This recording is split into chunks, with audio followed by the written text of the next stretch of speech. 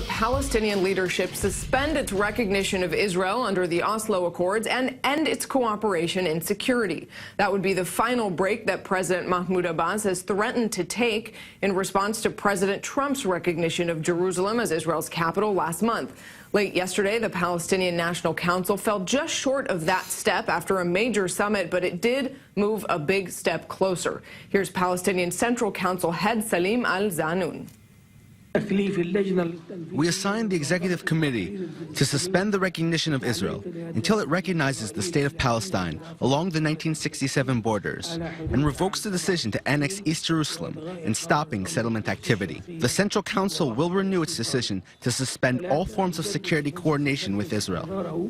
Joining us from Tel Aviv, our diplomatic correspondent, Eli Ochenberg. And right here in the studio with us, our senior Middle East correspondent, Mohammed Al-Qasim. Mohammed, it sounds when looking at that speech, looking at Abbas there, like the Palestinians are one unified voice, but they are far from that. How are other Palestinian officials reacting to those recommendations? You're absolutely correct, Nurit. President Mahmoud Abbas wanted to show a unified Palestinian front. He did not get this. Both major factions, Hamas and the Islamic Jihad from Gaza, did not attend. They declined the invitation. In fact, Hamas's spokesman Fawzi Barhoum came out today criticizing the meetings and said that it did not live up to its expectations. Let's have a listen to what Mr. Barhoum had to say.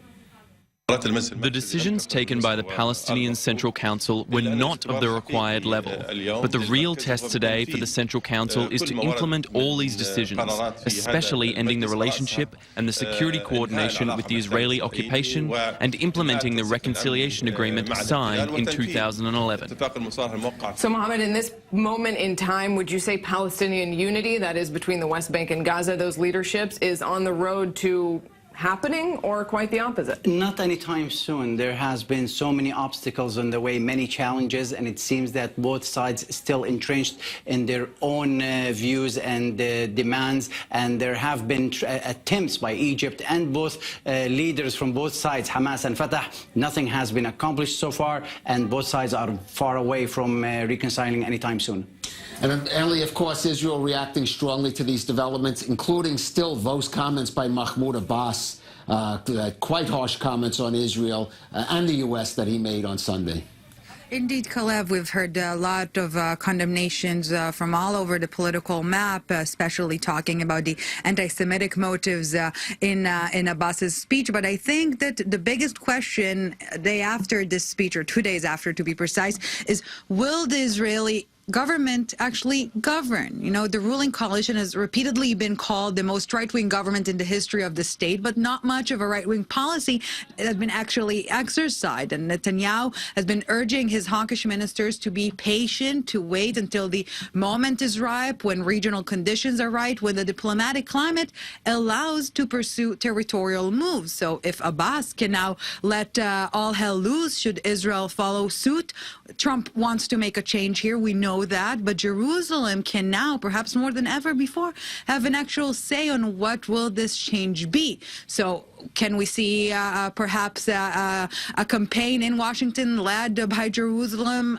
to convince Trump to ditch the bilateral route with the Palestinians? Will the Israeli government set facts on the ground now and announce building plans in the West Bank? Or, to phrase it perhaps in the best manner, will there be better momentum for the right-wing government to actually be a right-wing government? And since another meeting between Trump and Netanyahu could take place as early as next week in Switzerland, in Davos, there's not much time for Jerusalem to make up its mind. Mohammed, while there are all those conversations publicly and condemnations and these recommendations, do you have a sense of how the Palestinian street feels, how the public in the West Bank feels about not only the breaking off of ties with the White House, but those recommendations that we heard in Ramallah? Really very low hopes, very low expectations, even before the meetings took place, before even President Mahmoud Abbas and the Palestine Liberation Organization, the PLO, asked for this meeting. Palestinians are used to all these meetings, not only locally among Palestinians, but also on the Arab and international level regarding the Palestinian-Israeli conflict, and they don't expect